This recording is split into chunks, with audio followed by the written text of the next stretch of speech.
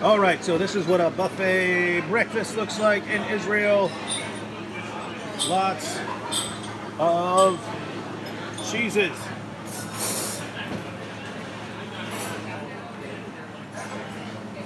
Green. More cheese. Cheese. Olive cheese.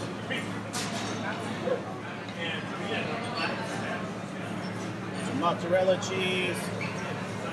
Then you have your various oats, flaxseed, sesame, sunflower seeds, raisins. We have much more vegetable and salad heavy. Lots of olives and fish.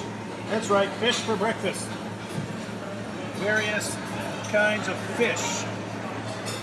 More olives. Various toppings and spreads here. Chocolate. Some fruits. Grapefruits. And peaches. Melons.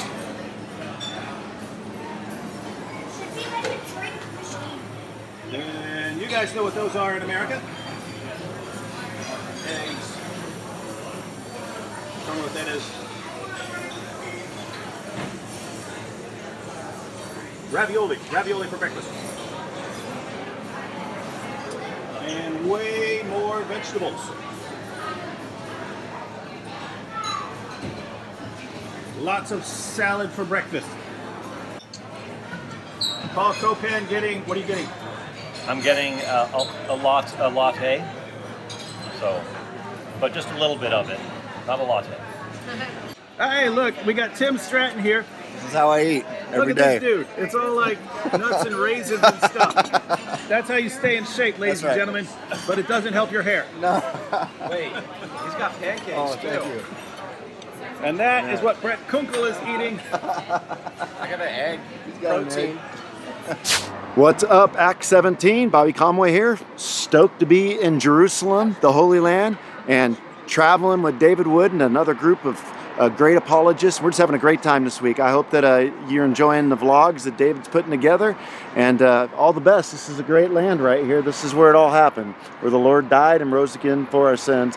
And be praying for David, because he makes us a little bit nervous being in the Holy Land. We don't know what kind of trouble we're going to get into, so we're just kind of hoping that we'll be safe. You know, he stirs things up. So good to be here, though.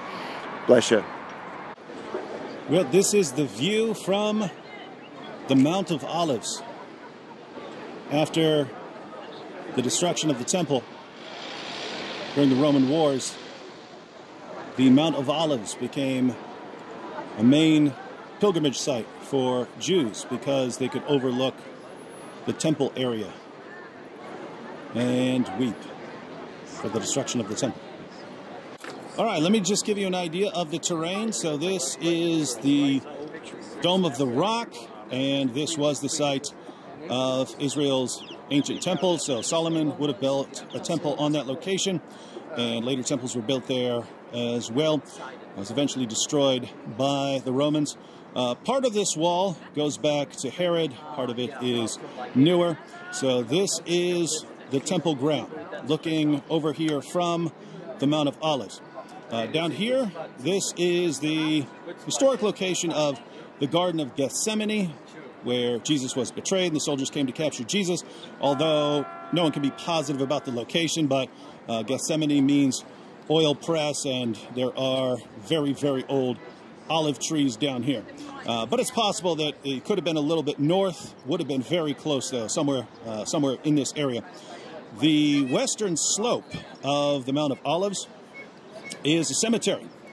I'm not sure you can see, I'll try and zoom in. There are holes on the sides of these tombs that you can see there. Those are for placing candles in. The bodies are actually underneath in the ground, but those are for lighting candles. So the western side of the Mount of Olives is a cemetery, and then you have the Garden of Gethsemane. The valley in between here, this is the Kidron Valley, Jerusalem, there are three main valleys that are important to Jerusalem. On the east, so we're on the eastern side of Jerusalem, and it's the Kidron Valley that runs down here. And then there's another valley sort of in the middle of Jerusalem, and then there's one on the west. Now, as far as what was Jerusalem during the time of David, that was actually over here. So this would have been the area of the city of David. And later, Jewish rulers sort of expanded northward and westward. So under Hezekiah, they expanded north, and then as history moves on, you see the city expanding north and west. Didn't really expand east until much more recently. So the Kidron Valley is the classic boundary of Jerusalem. Now let me see if I can get it here. So that's the Dome of the Rock. And if you look past it to where you have these other dark domes back there, see right there, that is the Church of the Holy Sepulchre, which we'll be visiting. All right, now you know the geography. Lots and lots of people buried here on the Mount of Olives.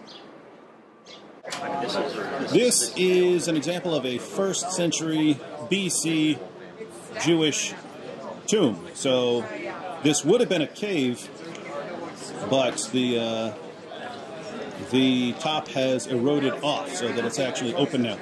But you see the different parts. There would be some sort of raised area for preparing the body. Then they would put the body in one of these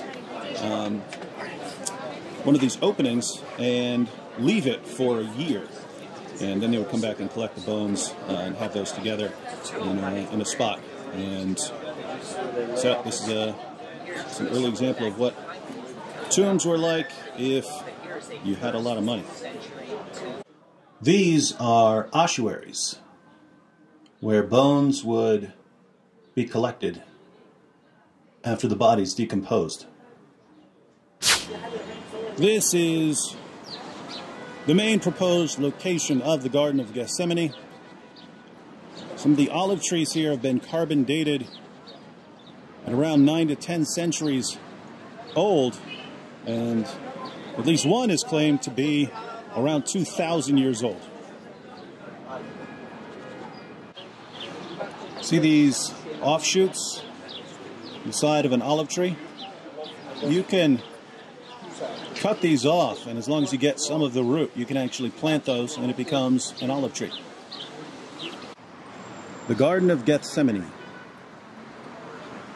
So Jesus either came here with his disciples on the night he was betrayed, or somewhere very close by. This is where Jesus prayed.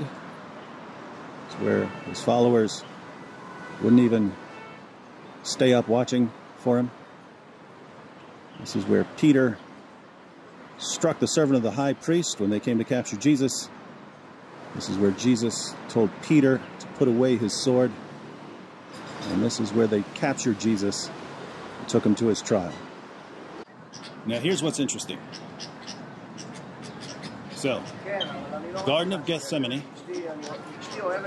This is where Jesus came with his disciples. Keep in mind, people in Jerusalem were looking for him. And he came here. But look how close he is to Jerusalem.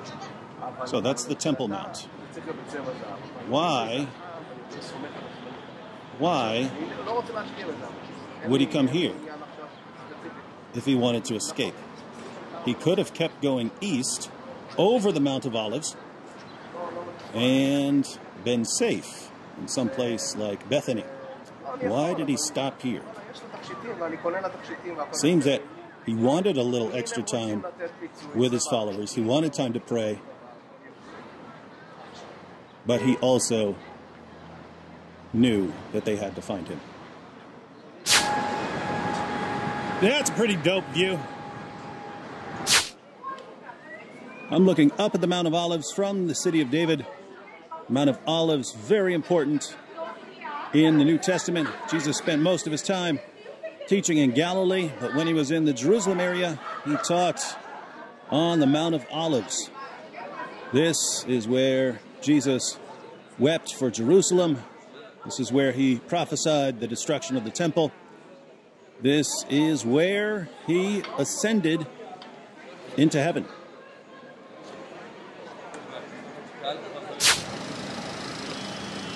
Finally, I'm getting the proper respect. A Song of Ascents by David. I rejoiced when they said to me, "Let us go to the house of the Lord." Our feet stood within your gates, O Jerusalem. The built-up Jerusalem is like a city that is united together. Pray for the peace of Jerusalem. Those who love you will be serene. May there be peace within your wall, serenity within your palaces. For the sake of my brethren and my comrades, I shall speak of peace in your midst. For the sake of the house of the Lord, our God, I will request good for you. All right, so this is actually a model of Jerusalem. Here, obviously, we have the Temple Mount, and there we have the city. This is the Old City, and the Old City is separated by this wall. And over here, we have the City of David. So notice the City of David is actually outside what's called the Old City. And there was a reason the City of David would have been here, and the reason would be, there's your water. There's your water source, a brook that ran through the Kidron Valley. Up until very recently, this was all underground. It's finally being excavated. This is the City of David. But what's interesting is that even though it's hard to tell, this is actually the base of a wall. And then the wall actually cuts over this way, goes down under here. And yes, these are remains of a massive thick wall. So if you have a wall going this way, and then it cuts over that way, you have a corner of a massively important building. And the going suggestion is that this was such a massive building that it was the palace of King David. And this is dated to 10th century BC, so the time frame would work.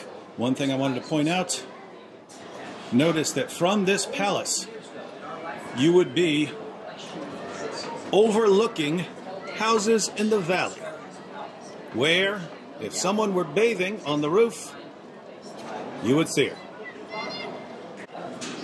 Check this out. Again, this is only being excavated recently, but in the book of Jeremiah, we read, "And Zedekiah the king sent Jehucal the son of Shelemiah and Zephaniah the son of Maaseiah the priest to the prophet Jeremiah, saying, Pray now unto the Lord our God for us." This is interesting because they found a seal of Jehucal son of Shelemiah. So, we know that was an actual guy. Hey, this is cool. Archaeologist is actually taking us down to the current dig site.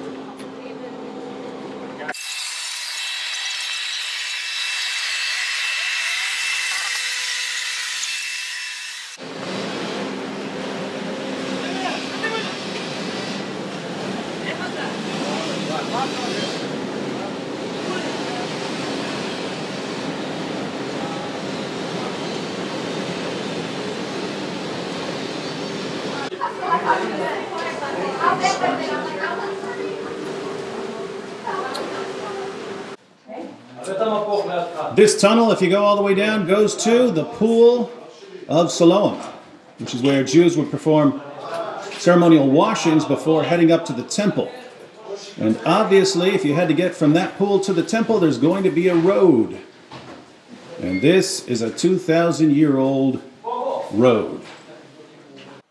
So way behind me is a tunnel leading to the Pool of Siloam, and we are on a very old road heading out of here. Now above us, apartments and roads. So this is all being dug underneath, which is why you have all these supports. These have to be installed so that things don't start collapsing. So this was the road, and here was an actual sort of podium beside the road for making announcements. This originally had a palm tree growing on it, and the person who's standing with the palm tree, you knew that you were supposed to listen to the message that this person was conveying. This is what you find if you dig under a parking lot in Jerusalem.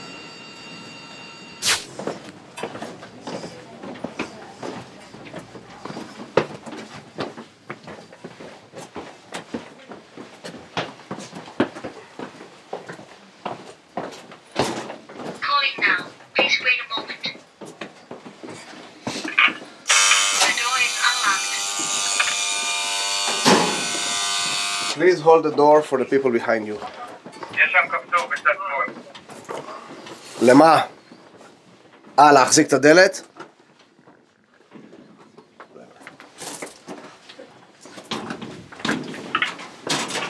As you walk through to the tunnel, you will see that you step few steps and then you get out of the tunnel to the left, because the foundations over here are the modern road above. We saw these foundations. They were drilled down without knowing they're drilling into the tunnel.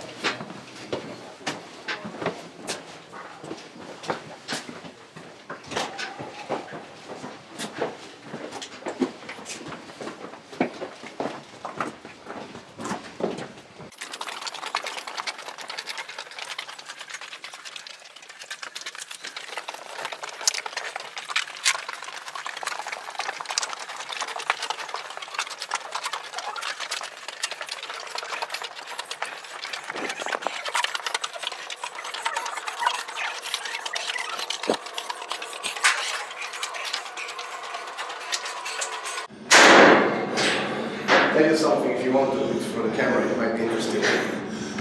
Water cistern. Good. So, let me tell you a crazy story for you as trying to figure out the video over here.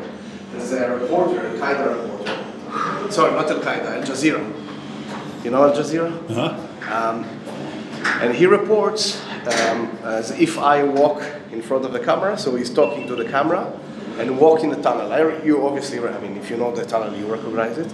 And he's telling to the people that he's reporting to that this is a tunnel that the Jews have dug under Al-Aqsa to be able to explode it or to, to damage it.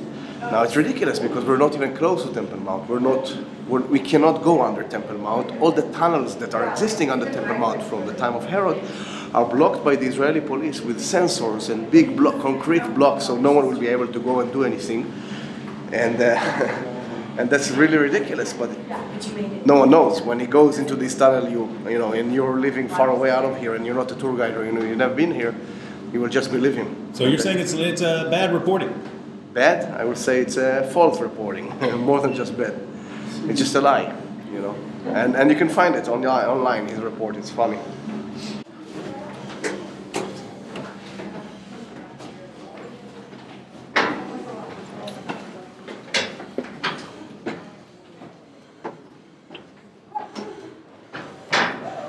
Oh. Foundations of the Western Wall.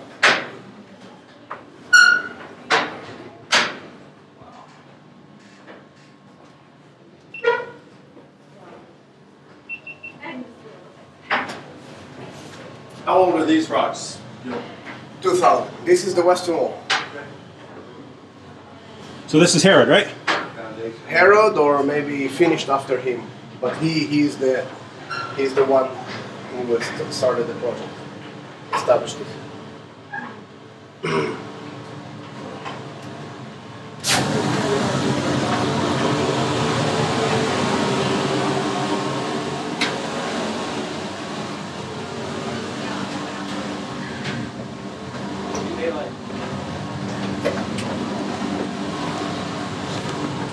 Wow.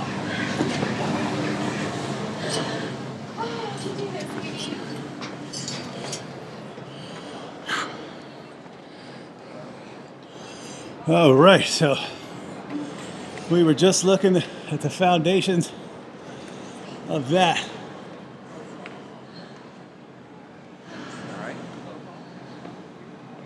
So we just came from underground there. That is the western wall. That's the southern wall. Currently, but what we're looking at underground is really old. This pile of stones has been unmoved since the Romans tore this down. This is the western wall. You see those bushes? Recently, this was all underground. It's excavations that uncovered all of this. Now here's what's interesting. See this? See these structures jutting out? This used to be one side of an arch, and where it starts angling out, the arch would have went up this way and come down on this side. No more. It's destroyed 70 AD. So this is the southern side of the Temple Mount. And that is supposed to be silver. It's turned black. All right, so you have that. And you go through this. And it continues. It's all the southern end. This is the basement window of the Al-Aqsa Mosque. And you can see a Muslim in there reading. So if we zoom out a little, we see this black dome, which is supposed to be silver, but it's turned black. Lots of times the entire temple area will be referred to as the Al-Aqsa Mosque. The mosque proper is here. Then there's the Dome of the Rock, that's with the gold dome, and that's more of a shrine than a mosque. This is the southern end of the Temple Mount, and you can see 3 arches that have been filled in here. Now, those arches were after the time of Jesus, and then they were filled in still later. But this was the location of the gate called Beautiful. And Jesus would have entered Jerusalem through this gate. Now these steps are modern, but Jesus would have walked up here and entered the temple area through a gate that used to be here. So we are standing where Jesus once stood.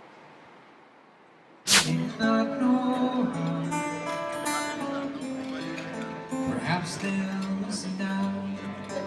They could not love you, but still your love was true. And when no hope was left inside on that starry, starry night, you took your life as lovers often do. But I could have told you, Vincent, this world was never meant for one as beautiful as you.